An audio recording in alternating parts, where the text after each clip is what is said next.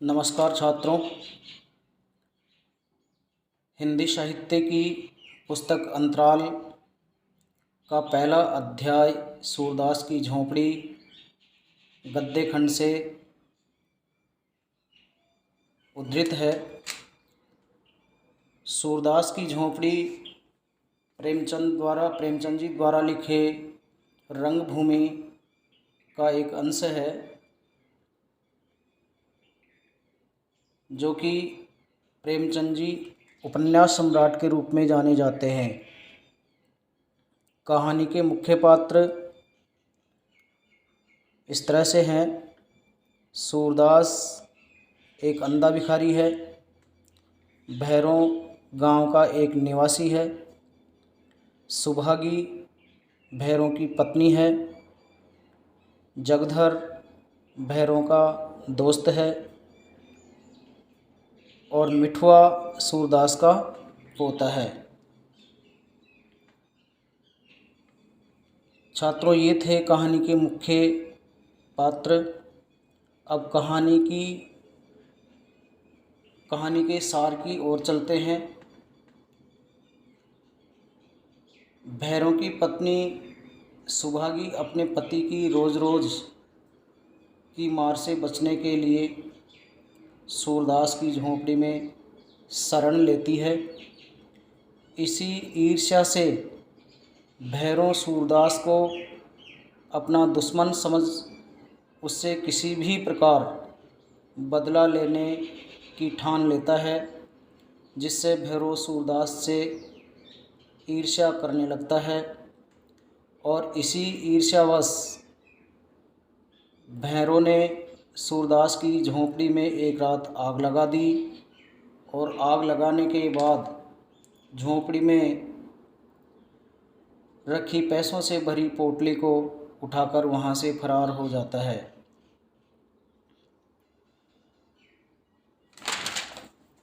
छात्रों, पाठ में आए शब्दार्थ और उनसे संबंधित टिप्पणी आपके समक्ष प्रस्तुत है। आप स्वयं लिख लेंगे, लेकिन इन शब्दार्थ में प्रेमचंद जी ने मुहावरेदार भाषा का प्रयोग भी किया है। जैसा कि इसमें कुछ मुहावरे दिए गए हैं, जैसा छाती पर सांप लौटना, इसका मतलब हुआ छात्रों ईर्ष्या करना। दूसरा मुहावरा आया है टैनी मारना, अर्थात कम तोलना। बाँट खोटे रखना, इसका मतलब ये हुआ तोल सही नहीं रखना। ईमान गंवाना, बेईमानी करना। फिर दे रखा है एक मुहावरा और दे रखा है, गुनाह बेइज्जत नहीं रहना, अर्थात बिना किसी लाभ के गुनाह नहीं करना। इसके बाद हम चलते हैं कहानी की मुख्य घटनाओं की ओर। मुख्य घटनाओं में सबसे मुख्य पात्र हैं सूरदास।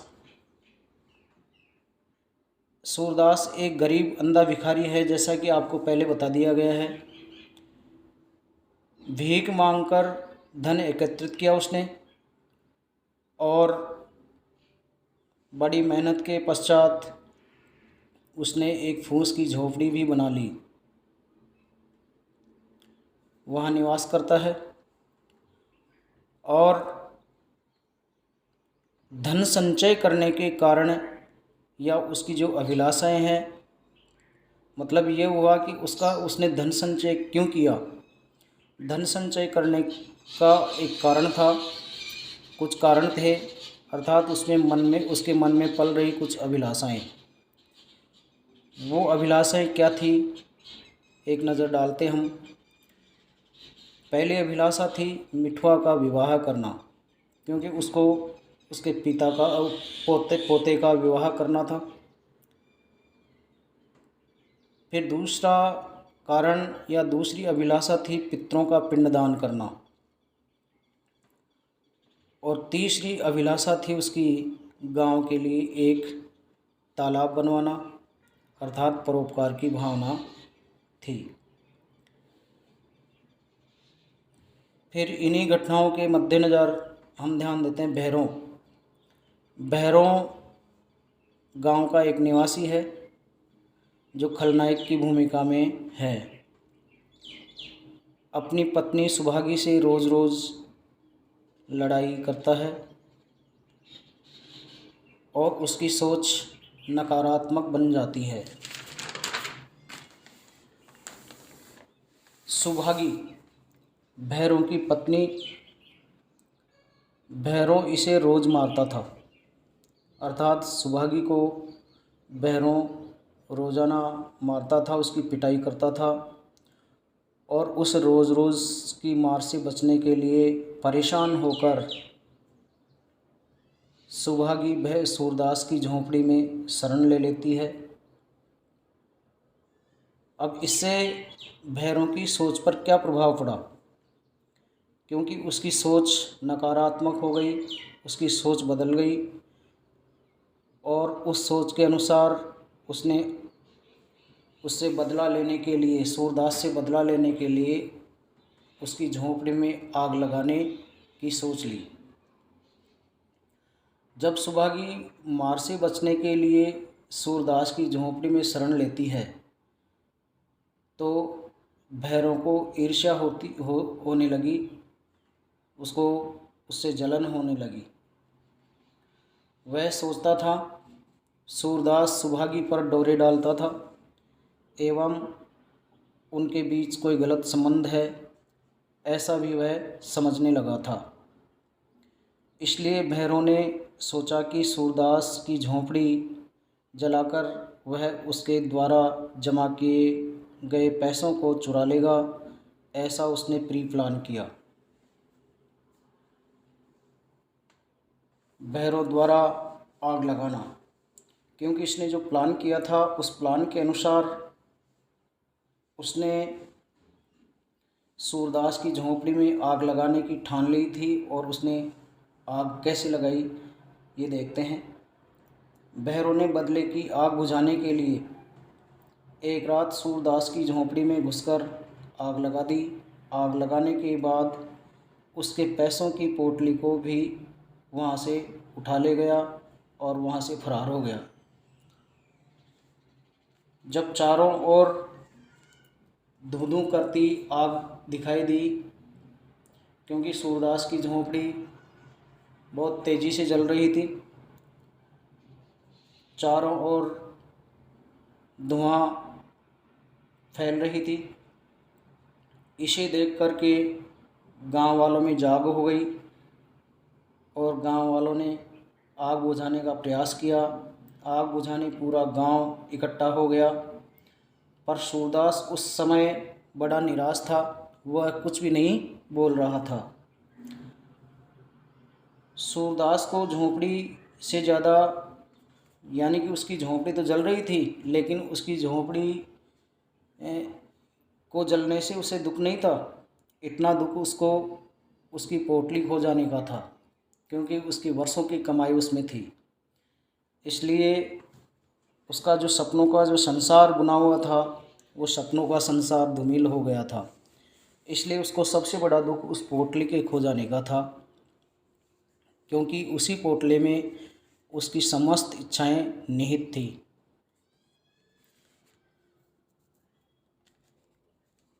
जगधर ईर्ष्या की भावना और उसमें लालच भरा हुआ था, यानी जगधर भैरों का दोस्त था और जगधर को भैरों से ईर्ष्या थी, लेकिन ईर्ष्या के साथ साथ ही उसमें कुछ लालच भी था। उसी समय जगधर आकर बोलता है कि सच बताना सूर्य। सूर्य का मतलब है यहाँ सूरदास। सूरदास से आकर बोलता है कि तुझे मुझ पर तो शुबा नहीं है। शुबा का मतलब होता है शक, मुझ पर तो शक नहीं है। सूरदास को शुबा तो थी, शंका तो थी, शक तो था, पर उसने उसे कुछ नहीं कहा। जगदर सीधा भैरों के पास चला गया। वह चुपचाप बैठा हुक्का पी रहा था। जब जगधर वहाँ पहुँचा तो भैरों चुपचाप हुक्का पी रहा था, जैसे कि उसने कुछ भी नहीं किया हो। जगदर बोला, सब लोग तुम्हारे ऊपर शुबा कर रहे हैं। अर्थात जगदर वहाँ पहुँचा और पहुँच कर के भैरों से कहा कि भैरों, सब लोग तुम्हारे ऊपर ही शुबा कर रहे हैं। भैरों ने कहा, क्या सबूत है? आग मैंने लगाई। अर्थात साफ इनकार कर दिया उसने, क्योंकि सबूत के बिना कोई कुछ भी नहीं किया जा सकता। तो उसने साफ मना कर दिया कि आपके पास क्या सबूत है कि मैंने ही आग लगाई है। परंतु अंत में भैरों ने सब कुछ सच बता दिया।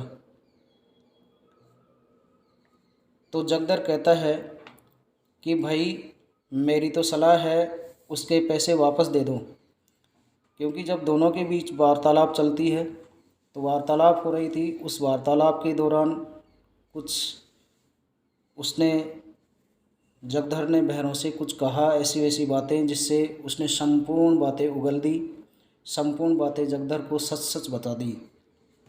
तो जगदर कहता है सब बातें सुन करके कि भाई देख, मेरी तो सलाह है कि उस बेचारे सूरदास के द्वारा जो कई वर्षों की जो कमाई इकट्ठी की गई थी उसको वापस दे दो।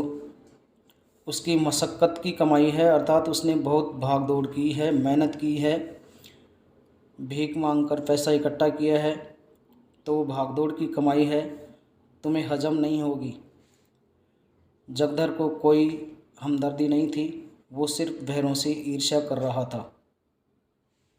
जगधर को वैसे कोई हमदर्दी नहीं थी, लेकिन जो उसने पैसे चुरा लिए थे भैरों ने, तो उसके पास जो पैसे आ गए थे उस पैसों की पोटली में से वह भी कुछ लेना चाह रहा था, इसलिए उसको ईर्ष्या हो रही थी। वह सोचता रहा, ऐसा कोई माल मेरे हाथ लगता तो ज़िंदगी सफल हो जाती। यह सोच जगदर की है।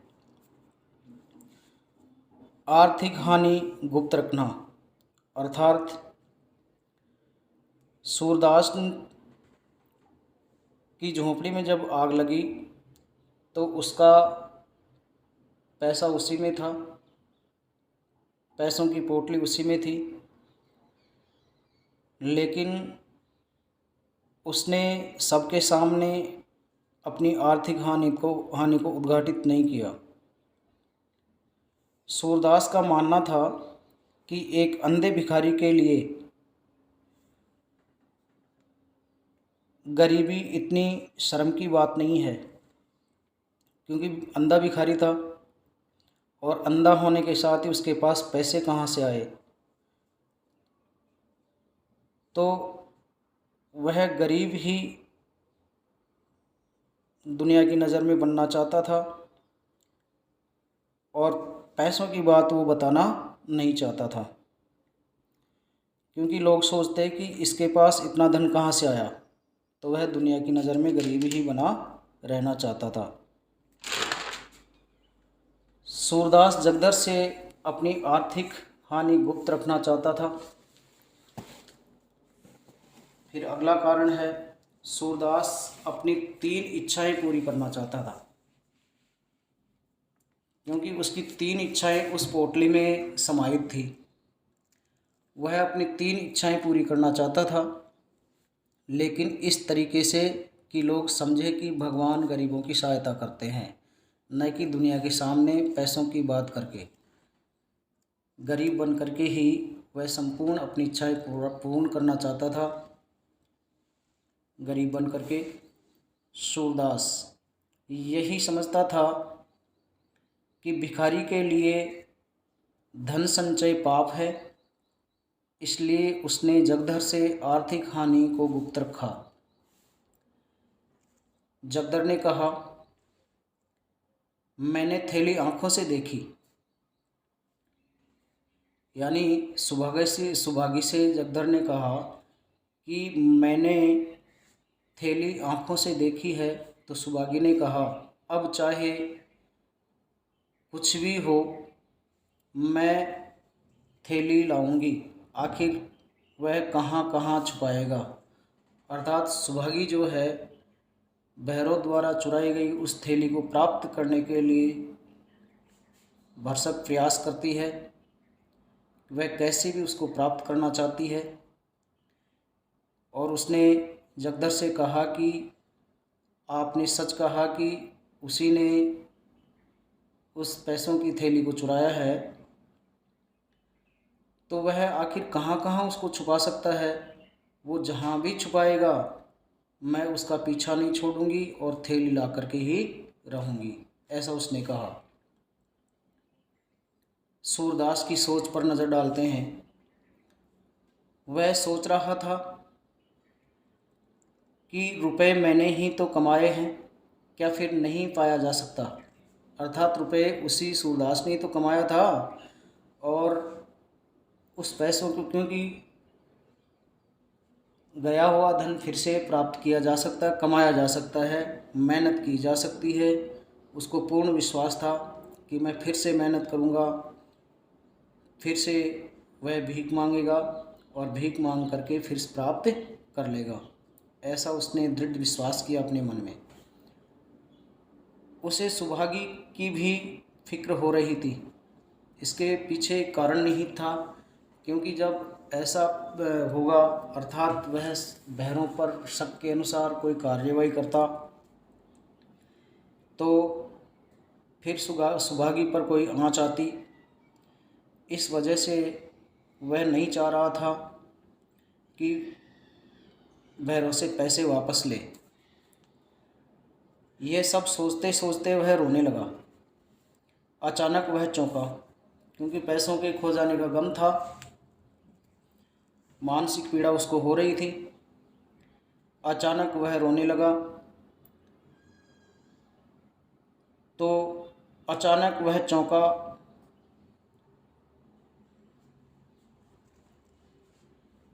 और चौंक कर के अचानक बोला कि तुम खेल में रोते हो। मिठवा खेल में हारा था और उसका दोस्त घीसू उसे चिढ़ा रहा था, क्योंकि बच्चे जब आपस में खेलते हैं तो हार के बाद एक दूसरे को चिढ़ाते हैं।